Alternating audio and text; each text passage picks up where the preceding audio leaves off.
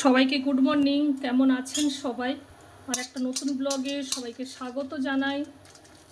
এই যে সকালে উঠেই রান্না করছি, আলু সেদ্ধ দিয়েছি, লঙ্কাটা ভেজে নিচ্ছি। আর এই যে জিরা, লঙ্কা জিরাটা তেলের ওপরে ভেজে নেব। এই ভাজা লঙ্কা জিরা আর তেল দিয়ে মাখালে আলু সেদ্ধটা এত টেস্টি লাগে, ফ্লেভারটা খুব সুন্দর হয়।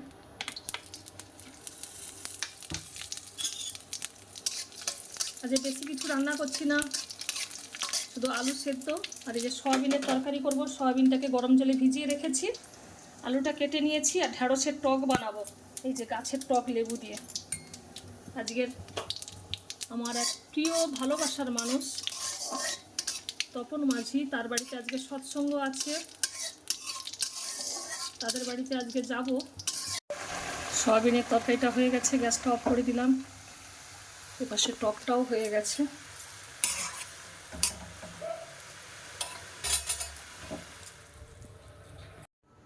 আজকে 2-3 দিন ধরে প্রচুর বৃষ্টি, জামা কাপড় সব বারান্দায় পড়েছিল। আজকের এই যে সব ছাদে রৌদ্রতে দিয়েছি, স্নান টান করে এই যে পুজো করব।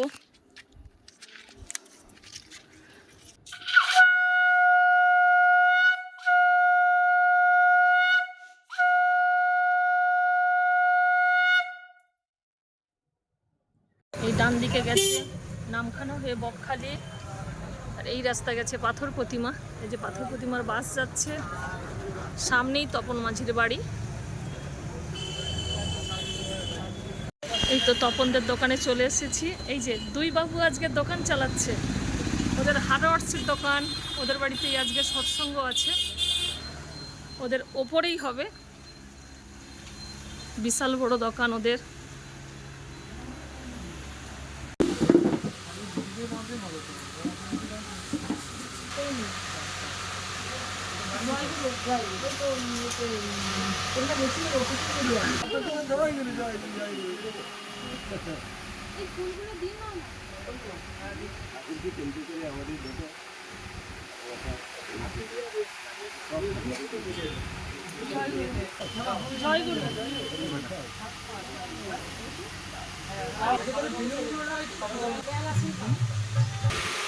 দেখো সাইডে একটা গোল ছিল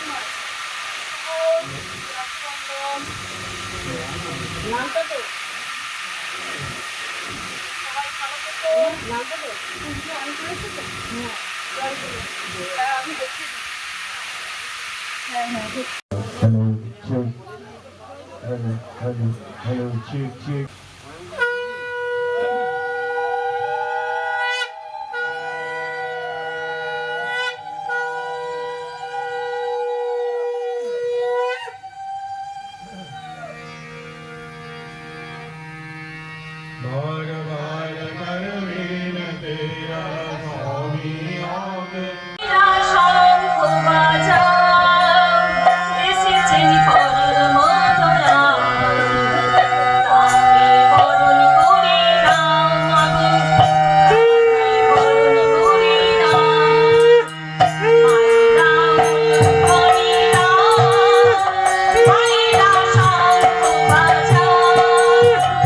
এসেছেন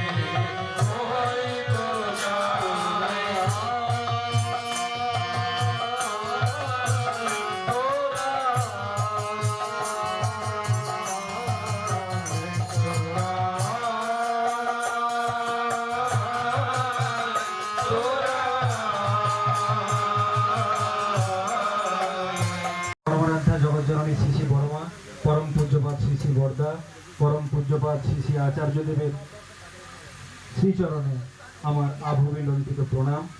এবং এখানে যারা উপস্থিত রয়েছেন আমার শ্রদ্ধেয় ঋত্বিক দেবতা এবং আমার প্রণম্য মায়েরা এবং আমার দাদারা, প্রতি প্রত্যেককে এবং ছোট ছোট ভাইয়েরা, প্রতি প্রত্যেককে আমার শ্রদ্ধা, শুভেচ্ছা, ভালোবাসা এবং আনন্দিত জয়গুরু। আজকের বিশেষ দিন, এই বিশেষ দিনে আমার অতি আপনজন এবং খুব প্রিয় শ্রদ্ধেয় দাদা তপনদার বাড়িতে আজকের সৎসঙ্গ। তপনদা খুবই ইষ্টপ্রাণ, শুধু তপনদা নয়, তপনদার পরিবার সবাই খুব ইষ্টপ্রাণ। আমরা সবাই এভাবে করে আনন্দে আছি এবং আনন্দে থাকব। ঠাকুর বলছেন যে আনন্দ তাকে বলে যে আনন্দ সার্বিক আনন্দ।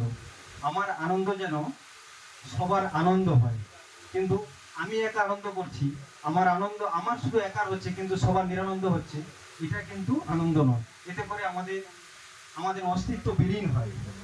তাই আমরা এইভাবে করে আজকে তপনদা সৎসঙ্গ দিয়েছে, আমরা সবাই সামিল হয়েছি, সবাই মিলে একসঙ্গে আনন্দ করছি।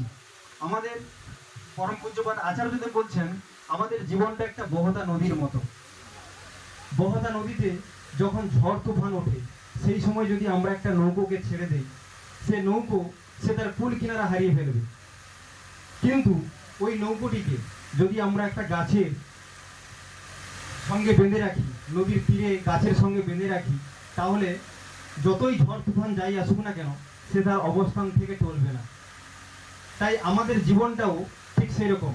আমাদের জীবনে ঠাকুর যদি কেন্দ্র থাকে, ঠাকুর যদি ব্রতী হন, তাহলে আমাদের জীবনে যতই ঝড় ঝঞ্ঝা যাই আসুক না কেন আমরা কিন্তু আমাদের পথে এগিয়ে যেতে পারবো। আর ঠাকুর থেকে বিচ্ছিন্ন হয়ে গেলে আমাদের জীবনটা অন্ধকারাচ্ছন্ন হয়ে যাবে। এই যে লাইটটা, এই লাইটে ইলেকট্রিক সংযোগ আছে বলেই এই লাইটটা এত সুন্দর আলো দিচ্ছে আর আমরা সবাই আলোকিত হচ্ছি। এই লাইটের সঙ্গে যদি ইলেকট্রিকটাকে বিচ্ছিন্ন করা যায় তাহলে কিন্তু অন্ধকারচ্ছন্ন হয়ে যাবে। অতএব ঠাকুর কেন্দ্র, ঠাকুর যদি থাকে আমরা সবাই খুব আনন্দে থাকবো। আজকের রাখি পূর্ণিমা, এই রাখি পূর্ণিমা নিয়ে ঠাকুর কি বলছেন? ঠাকুর বলছেন যে রাখি পূর্ণিমা মানে কি। নিখিলদাকে জিজ্ঞেস করছে, তখন নিখিলদা বলছে যে আমি তো জানি না, আমাকে জেনে বলতে হবে। সঙ্গে সঙ্গে ঠাকুর বলছেন যে রাখি পূর্ণিমা আমরা বিভিন্নভাবে স্টাডি করি, তার বিভিন্নভাবে সাবজেক্ট আমরা নিজেরা তৈরি করি। এটা সেই আগের সেই পদ্ধতি মেনেই সব কিছু হয়। সঙ্গে সঙ্গে নিখিলদা জ্ঞানদাসদার একটা গ্রন্থ থেকে তিনি বলছেন যে রাখি বন্ধন মানেই এই যে রাখি পূর্ণিমা, এই রাখি পূর্ণিমা শ্রাবণের শেষ পূর্ণিমা। এই দিনটা, এই পূর্ণিমাতে শ্রী রাধা কৃষ্ণের ঝুলন উৎসব শেষ হয়। এই দিনটিতে আমরা পবিত্র রক্ষাবন্ধনের মাধ্যমে একে অপরের সঙ্গে সম্প্রীতি বজায় রাখি। তখন ঠাকুর বলছেন যে রাখি পূর্ণিমা, এই রাখি বন্ধন, রাখি পূর্ণিমা হচ্ছে তুমি আমাকে রাখো আর আমি তোমাকে রাখি, এটাই রাখি পূর্ণিমা। তিনি সেটাকে বিশ্লেষণ করছেন সহজভাবে। ঠাকুর এভাবে করে আমাদের সমাধান দিয়ে গেছেন যে আমি তোমাকে রাখি, তুমি আমাকে রাখো। এভাবে করেই আমাদের পবিত্র অনুষ্ঠান রক্ষাবন্ধন বজায় থাকে। তো অনেকে বলে যে শুধু ভাই বোনের রাখি বন্ধন, কিন্তু না, এটা প্রত্যেকের সঙ্গে প্রত্যেকের একটা সম্প্রীতি বজায় রাখার জন্য এই রাখি বন্ধন উৎসব। তাই আজকের রাখি বন্ধন উৎসব খুব আনন্দের সঙ্গে পালিত হলো। কৃষ্ণ কৃষ্ণ গোবিন্দ গোবিন্দ